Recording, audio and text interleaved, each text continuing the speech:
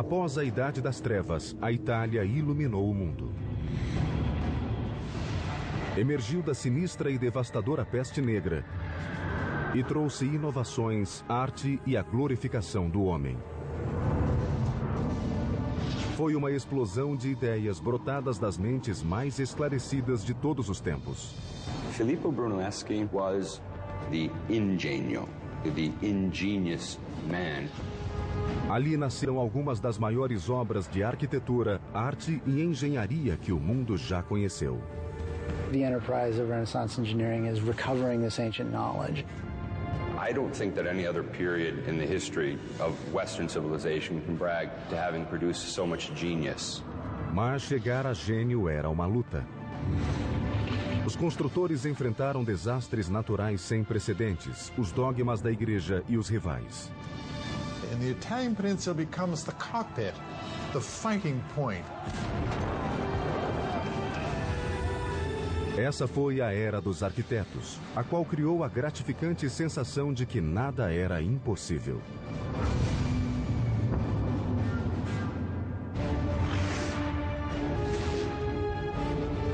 Construindo um império. O mundo de Da Vinci. Ano 476 depois de Cristo. O grande Império Romano desabara e sepultara para sempre seu poder e domínio. Os imperadores que unificaram a região já não existiam e a Europa Ocidental fragmentara-se. Durante séculos, a Europa foi governada por uma linha de reis germânicos que chamaram seus domínios de Sacro Império Romano. Mas no século XII começou a surgir uma coleção de repúblicas italianas. Unidas, elas decidiram resgatar as glórias da velha Roma. Revitalizaram a Europa e criaram o molde do mundo ocidental.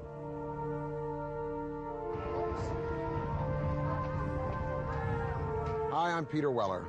And in 2001, I came here to the city of Florence to finish a master's degree in Italian Renaissance art history at Syracuse University in Florence.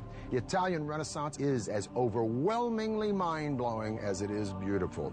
It is the most impacting epoch of the last millennium. It is the age of invention with Da Vinci and Copernicus and Gutenberg. But it is also the age of the cult of personality. It is the time when that unknown artisan or craftsman will become the artist. It is the time when that nameless builder will become the architect. In the 12th and 13th centuries, Italy is really beginning this sort of rebirth. Because what's happening is that stability has been reinstituted onto the peninsula, mainly through the Holy Roman Empire, through the system that we call feudalism. The city is reborn. E nessas liberais cidades romanas surgiu novo tipo de líder. The rulers of the Italian city-states are the merchants. They're not the traditional aristocracy. They're not the traditional nobles. And this produces this extraordinarily vibrant urban life in the 13th century. Famílias como os Médici dirigiram bancos tanto quanto governavam cidades. A riqueza gerava poder. E o poder podia comprar arte e arquitetura. As cidades começaram a construir em grande escala, sempre de olho no vizinho e ciosas da própria independência.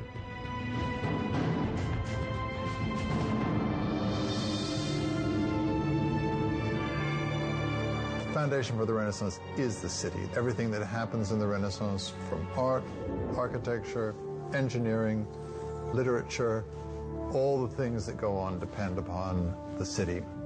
Uma ambiciosa cidade que buscava o poder era uma república florescente situada ao longo de uma importante rota de comércio entre a França e Roma.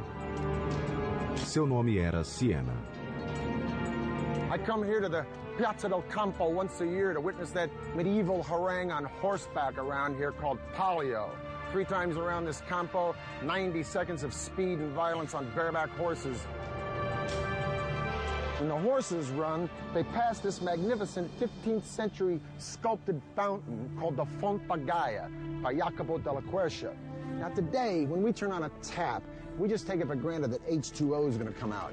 But the Sienese needed this fountain because when they were making all this loot, prosperity begets a city jam-packed with people. And more people demands, as we have seen with Persia, with Carthage, with Rome, with the Maya, more water. Mas prover essa cidade de água suficiente era um desafio complicado. Siena doesn't have a river very close, so they had to find this water somewhere else. They thought they could find another way to go and search for water, and that way was building some tunnels underground. Escavando uma rede de túneis subterrâneos, chamados bottini, os engenheiros chegaram a fontes naturais e lençóis de água que havia na periferia. Aos poucos, a água chegava a esses túneis muito estreitos que acabavam em tanques. Mas escavar esses bottini não era fácil.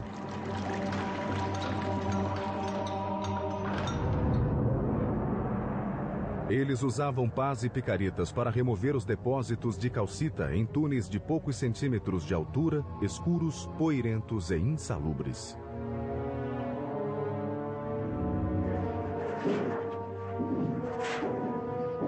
A bottino like this one would sometimes run for miles and miles, so the engineers had to know just where in the heck they were going. So every so often they dug a hole up to the surface, and these holes were called occhi, or eyes. It would give the engineer a sense of where the direction of the bottino would be, and if they were wrong, they could redirect the bottino. A água corria pelos túneis, distribuindo-se pelas regiões mais necessitadas, e ainda alimentavam as fontes das ruas e avenidas movimentadas como a Fonte Gaia. Now these channels had to be pitched at an angle ever so slight, imperceptible to the naked eye, less than 1 degree, because if the water flowed too steeply, it would overwhelm the system. So to keep this from happening, the engineers used an instrument called an archipendolo. It's nothing but a pendulum. It's a stick with a string and a weighted ball or stone at the end. No matter how much you pitch the stick, the string will always remain vertical, giving you a vertical line in a relationship to the tilt of the horizontal stick. In this way, the water would flow quietly and evenly into Siena and fill up the Fonte Gaia. Em 1345, mais de 15 quilômetros de túneis cortavam o subterrâneo de Siena. E assim a cidade cresceu e prosperou. More water brought more people to the boomtown. More people to the boomtown, more turf is needed. Pretty soon, Siena controls most of southern Tuscany. Now, this prosperity and this land encroachment, if you will, would seriously become the burr in the saddle to one of its neighbors.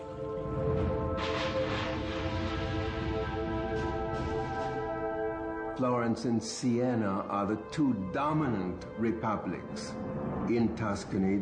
It was a rivalry on all levels. Economic, political, artistically. And in the 13th century, the city-state of Siena, in all three of these categories, was probably Florence's superior. As duas repúblicas seguiam ombro a ombro até que Siena obteve vitória esmagadora na Batalha de Montaperti em 1260. Siena fights Florence. To put it bluntly, Siena kicks ass. Florence goes home in humiliation and defeat, but guess what? That ain't gonna be for long. A soberba engenharia que tornara Siena tão atraente, nada pôde fazer diante de um dos piores desastres que o mundo já viu. In 1347, the Black Death struck. And according to the eminent humanist writer Giovanni Boccaccio, who witnessed the Black Death, the disease killed so fast that you could lunch with your friends and dine with your ancestors in heaven. One conservative estimate is that Siena lost over 60% of its population in a matter of months. One thing is for certain, after the Black Death, Siena would never be a major player again on the stage of early modern Italy. That singular event probably marks the end of Sienna's role on a kind of international scene, and it also marks the beginning of Florence's rise to power. Siena fora mortalmente atingida e deixou a porta aberta para sua arquirrival Florença tomar-lhe o lugar e começar a escalada rumo ao poder e à glória. Lá foi construído um dos mais magníficos monumentos da modernidade, algo que ninguém havia sonhado construir. Nos séculos 13 e 14, as cidades eram centros de poder na Itália. Mas Florença criou um estilo único. A elite dominante florescia rica e culta. O homem e seu potencial ilimitado ocuparam o centro do palco. A revolucionária ideia chamou-se humanismo. Humanism, quite simply, is an interest in the ancient world. In Italy, all you had to do was look around at the ancient ruins and understand how great man had been in the ancient world. It was all there. If we could imitate that building, if we could take the principles of that building and apply it to our buildings, then we'd have something really remarkable. Quando a peste negra atingiu a Europa em 1347, Florença não saiu ilesa. Praticamente metade da população foi dizimada. Toda a região levaria mais de 50 anos para se reerguer. Mas seria uma recuperação que assombraria o mundo. Chamou-se Renascença, que significa novo nascimento ou revivência. Por toda a Toscana, uma elite privilegiada de famílias abastadas começou a encomendar projetos grandiosos a artistas vindos do povo. There is an appetite among those who survive to enjoy life, to do other things, to understand or to sense that the life is to be exploited in some way for those who are alive. Os Médicis de Florença, uma das famílias mais ricas da Itália, liderou o resgate da glória de Roma, restaurando-a em Florença e transformando a cidade em uma nova Atenas.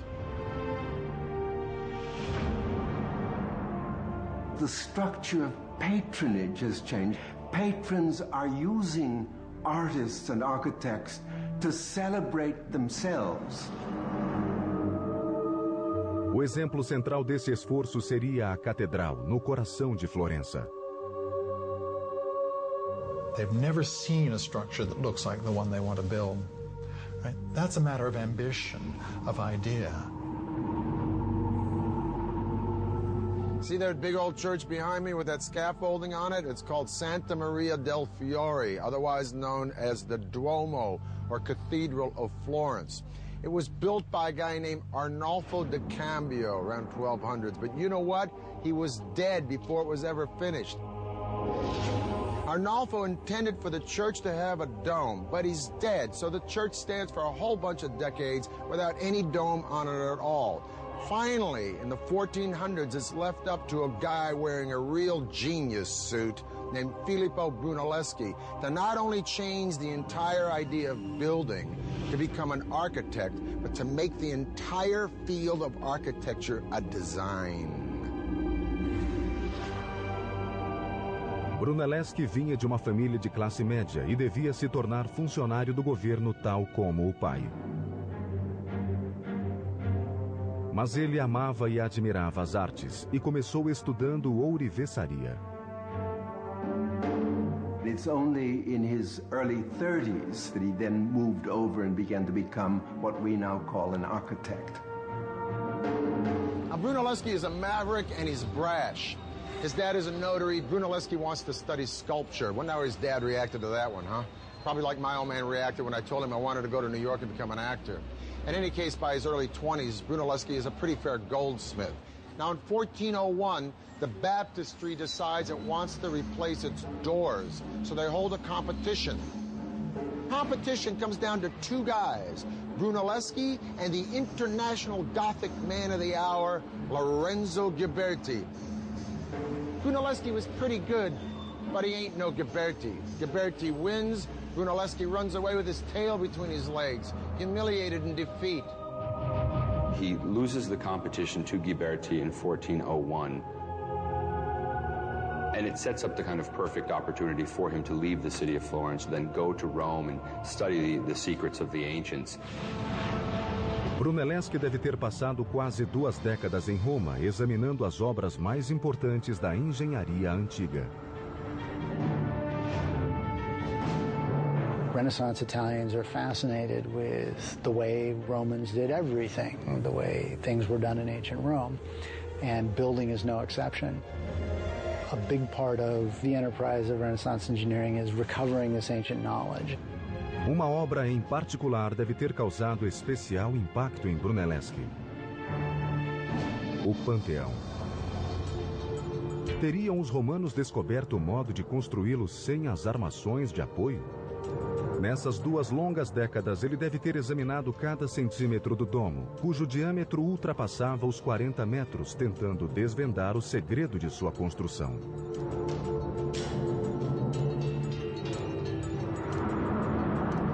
Quando voltou a Florença, Brunelleschi certamente trazia consigo a chave do domo romano. It seems that Brunelleschi reappears in Florence just at the time that the Opera of the cathedral was in fact planning on this competition for the design of the dome. The cathedral was to be, upon completion, the largest church in all of Christianity.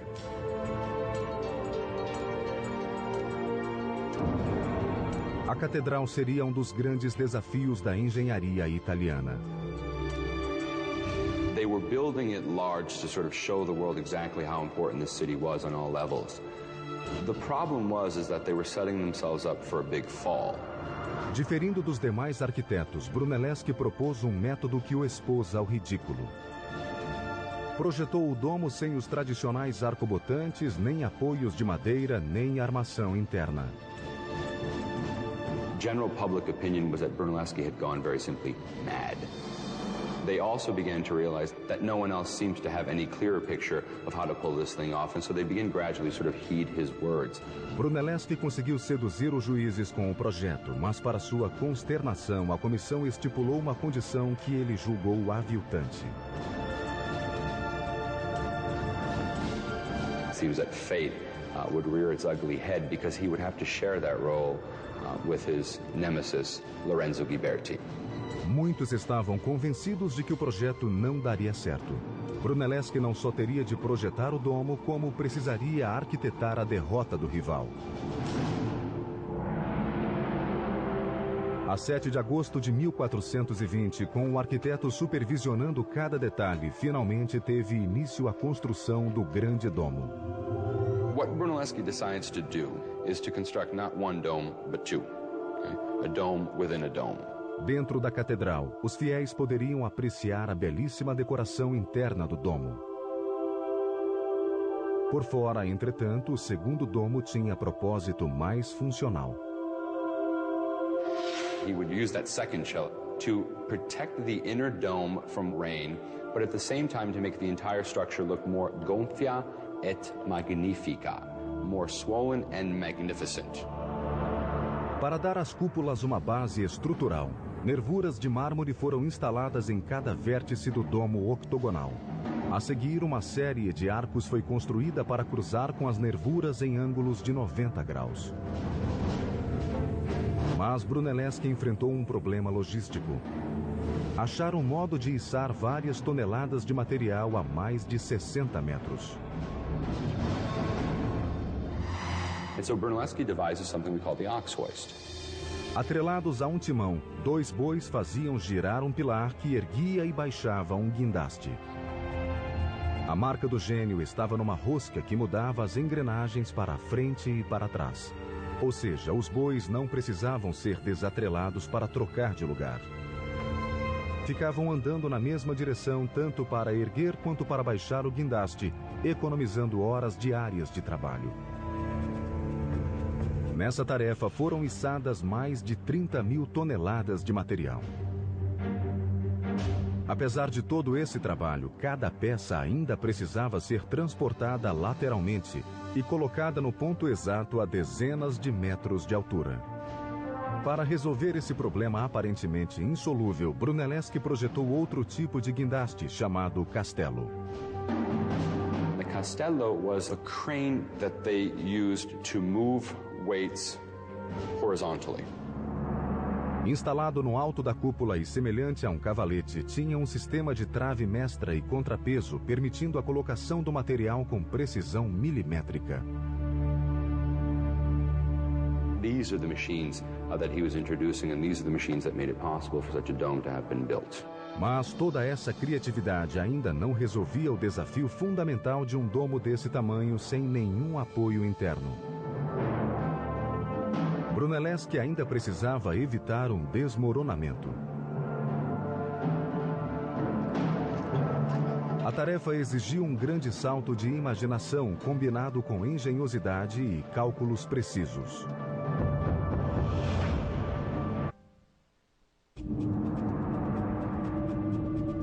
1420, Florença, Itália. O visionário arquiteto e engenheiro Filippo Brunelleschi foi contratado para construir o maior domo do mundo, a cúpula de Santa Maria del Fiore.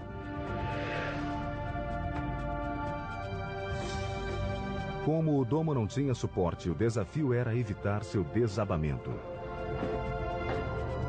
Now, it's one thing to invent a clutch and a flywheel, and you got the donkey only going in one direction, saves a lot of time, and then you invent a crane, it brings the stuff up high.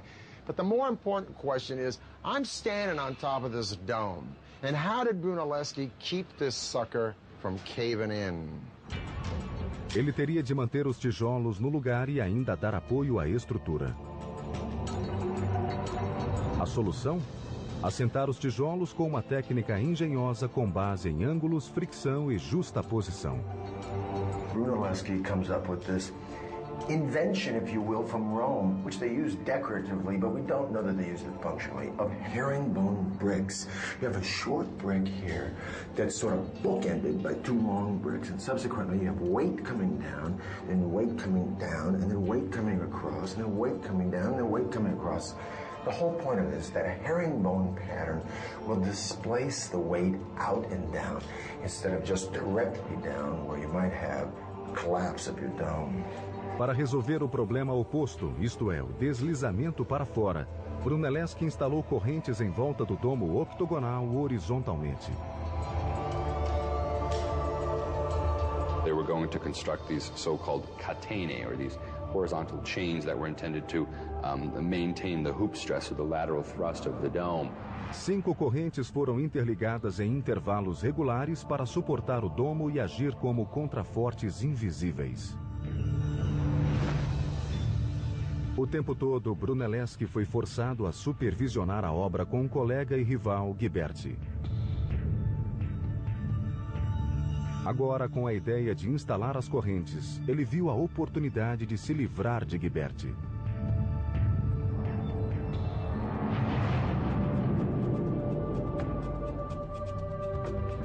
In August of 1423, Brunelleschi called in sick.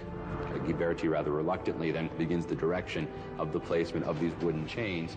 And as soon as Brunelleschi heard that the process had begun, he miraculously recovers, inspects the quality of Ghiberti's work, and criticizes it publicly, saying they would have to undo everything he had done.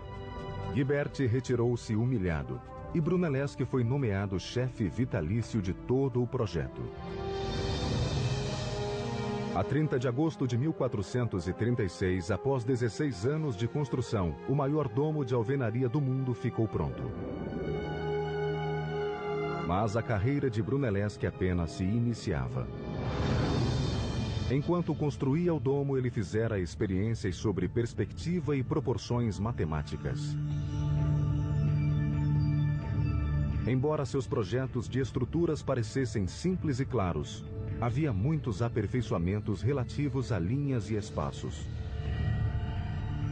Uma de suas grandes inovações foi um conceito que até hoje é utilizado na engenharia: a perspectiva de um ponto de fuga.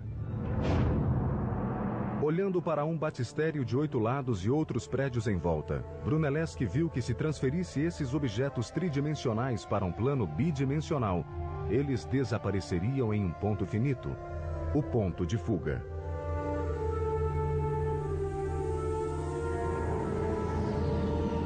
O tamanho aparente de um objeto diminuía à medida que aumentava a distância do observador.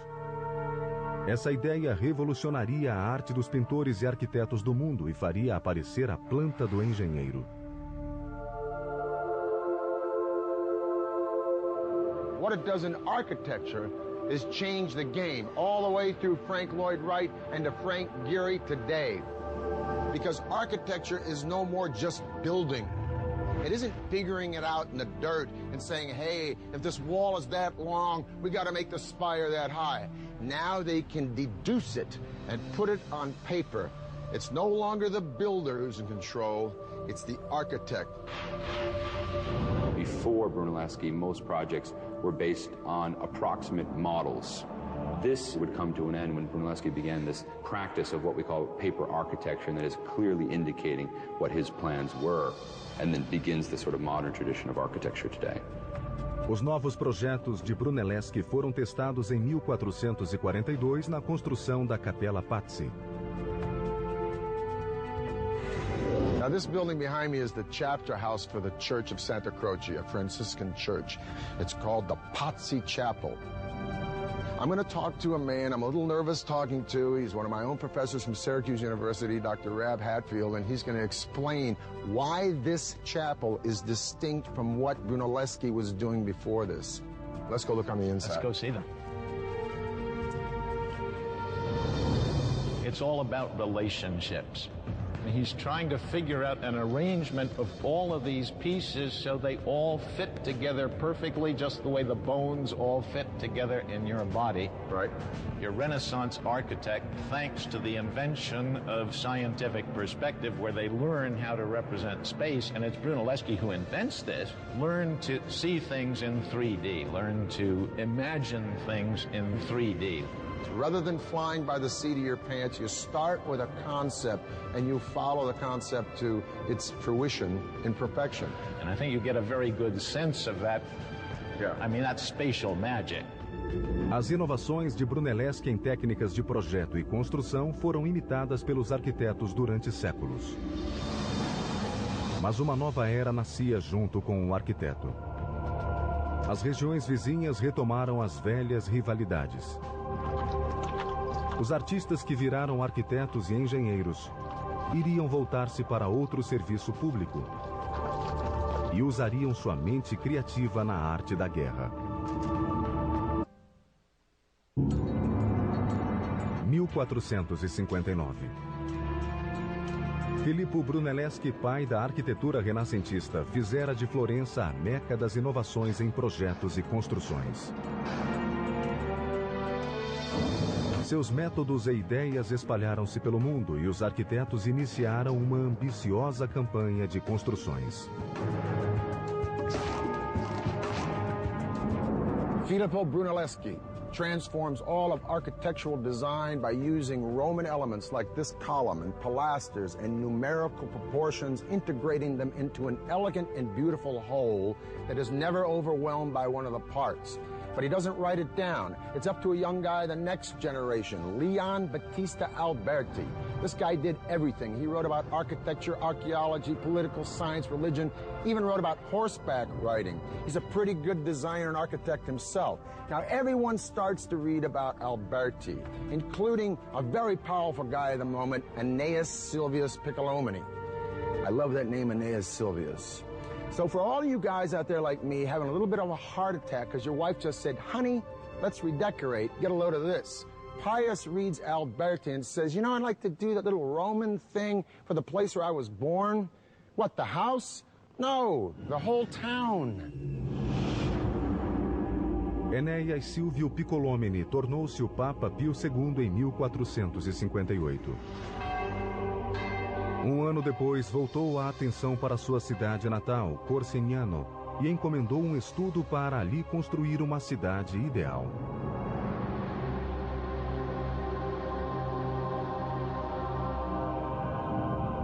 This is the Tuscan town of Pienza. And this is my friend and a guy who taught me, Rocky Ruggiero from Syracuse University. I want to ask you first, is this the first real Renaissance town that's planned as such? To come to this backwater town where, you know, population is a couple of 100 people, it kind of gives Pius free rein. So what he does is to create this rather imposing cathedral. And it's that first impression that you get. And then around this particular structure, he will organize all of the other various archetypes. If this piazza is so perfectly planned with its perfect bishop's palace and its cathedral, why are these streets always crooked? I come up here, I don't know where I'm going. This is actually done intentionally. One thing they didn't want to do was to let people know how small it was. And so they intentionally keep these streets from forming a direct axis so that you always have a corner that's sort of obstructing your view, and it makes it seem much larger than it actually is. Quando as obras terminaram em 1464, mais de 40 prédios tinham sido construídos ou reformados. Cada um era uma importante expressão dos ideais revolucionários. A cidade como um todo espelhava o significado da própria época. Contudo, a sensação de harmonia em Pienza não durou muito. Os ideais que glorificavam o homem e o potencial humano sofreriam duro revés.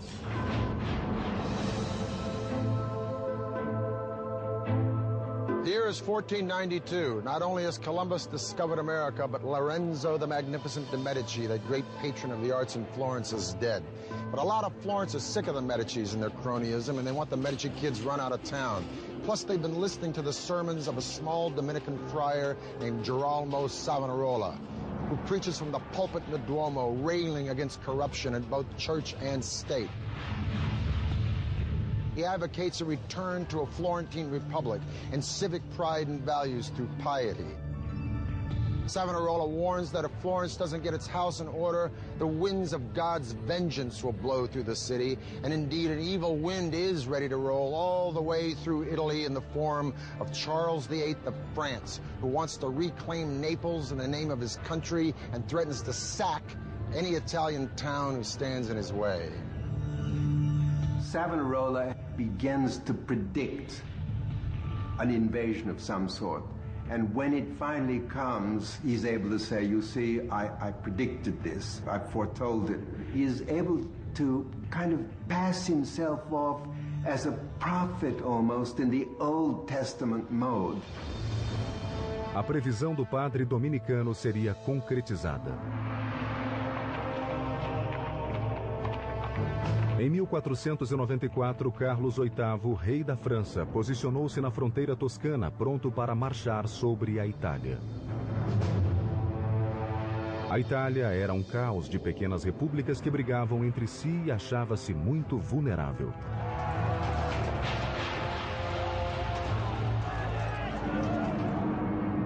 Os construtores que haviam criado monumentos para exaltar a humanidade poriam seus projetos a serviço da guerra nessa nova etapa. There is no such thing as a trained military engineer. And so it is that your greatest architects of the Renaissance, although sometimes they probably started out knowing nothing about it, were called upon to design the fortifications of major Italian cities. Inovações e tecnologia avançada estariam agora a serviço do exército. A arma favorita de Carlos VIII era um potente canhão. Diante dele, as muralhas se desfaziam em pó. The cannon became much more reliable and also able to launch a projectile that was much larger, heavier, and to launch at a further distance. And so Charles VIII brings these cannon with him over the Alps, and it becomes immediately clear that he can knock down virtually any fortification that he chooses. And this is a terrible thing. I mean, this is a crisis, right? Because all of a sudden you can't hold them off.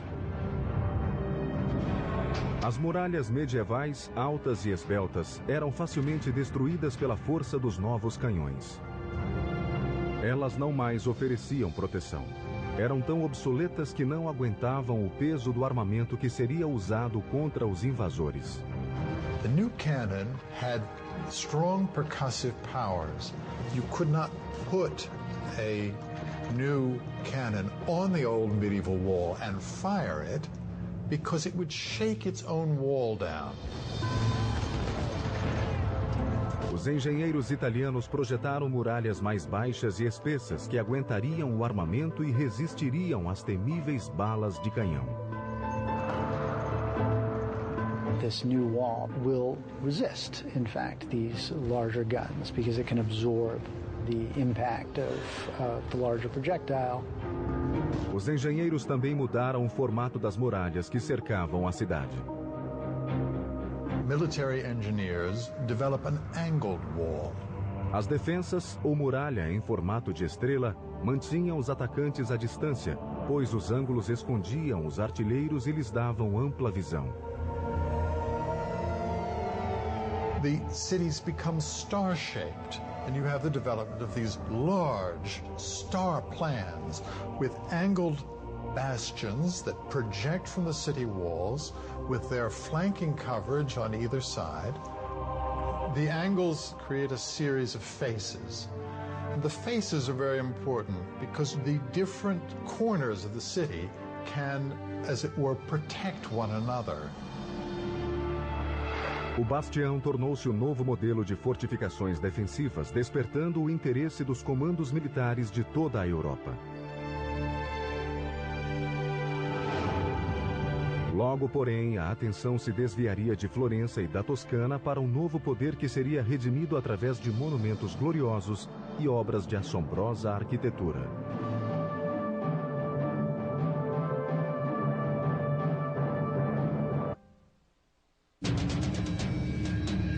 Século XV, Itália.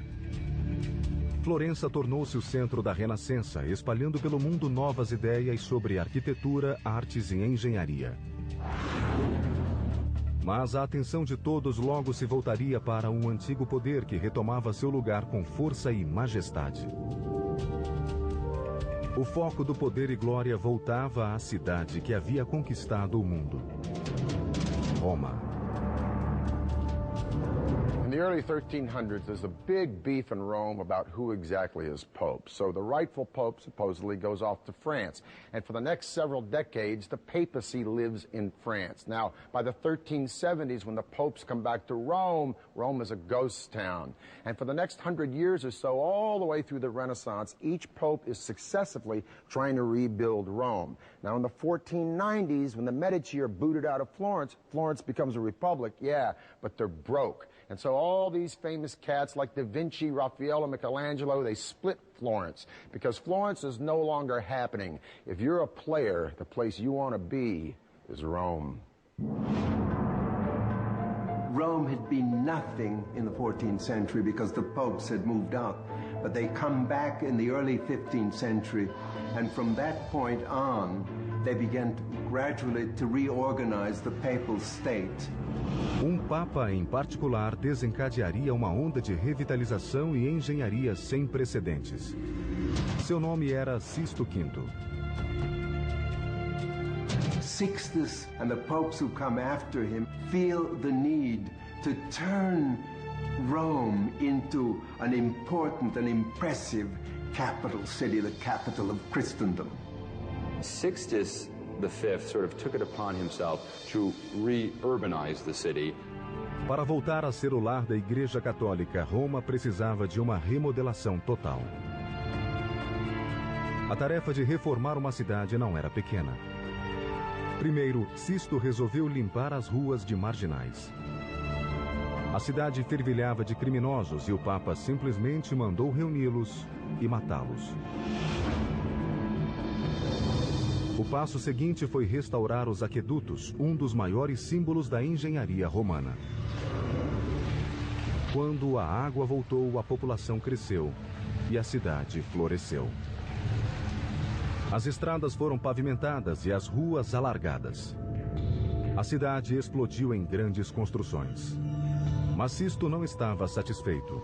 Ele tinha um plano para a cidade: fazer dela um reduto de desenvolvimento e cultura através de monumentos estonteantes.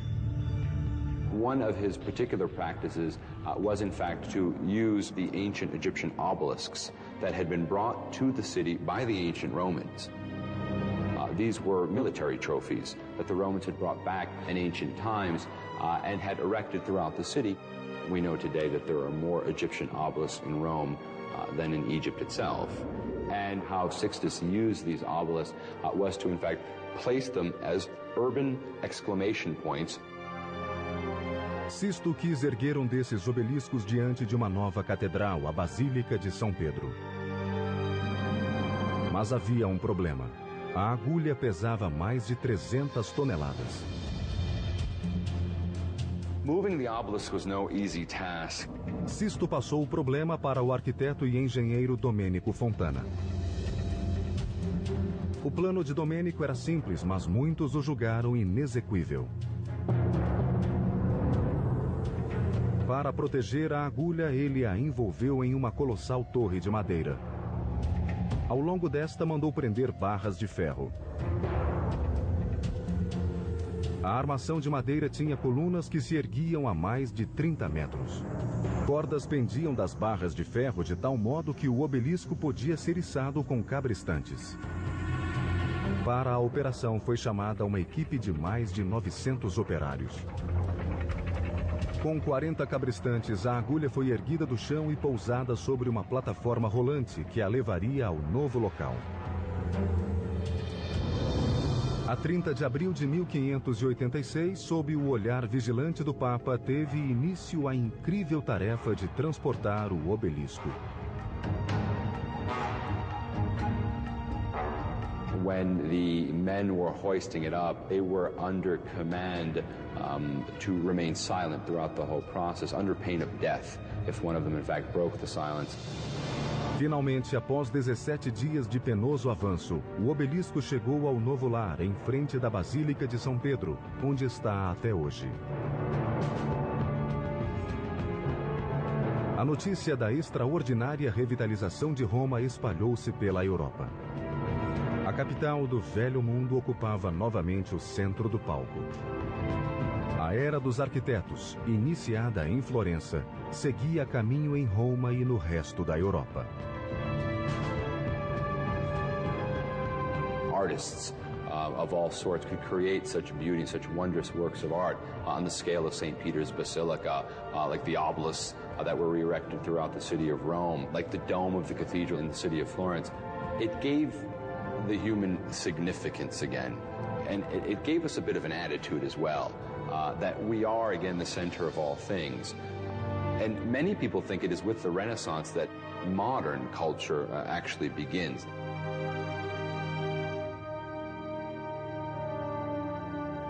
Bella Firenze, beautiful Florence. Well, it looks pretty bella today, but believe me, in 2001, when I was sitting in a freezing apartment down there in the Arno in the middle of the dead of winter, pounding out papers until 4 o'clock in the morning on Botticelli, it didn't feel so bella. Matter of fact, I was just about an inch from getting the bella out of here, going back to my day gig in L.A. But I stayed, and I got my degree. And I keep coming back here to Florence and Siena, I don't know, to be of service, to teach a field trip or two, perhaps to sit in on a lecture by one of these brilliant professors who lives here and runs around Tuscany trying to explain how the miracles of the artists and architects of Italy in this period did so much to pull us out of that dark age and illuminate the daylight of our modern world. For the History Channel, I'm Peter Weller.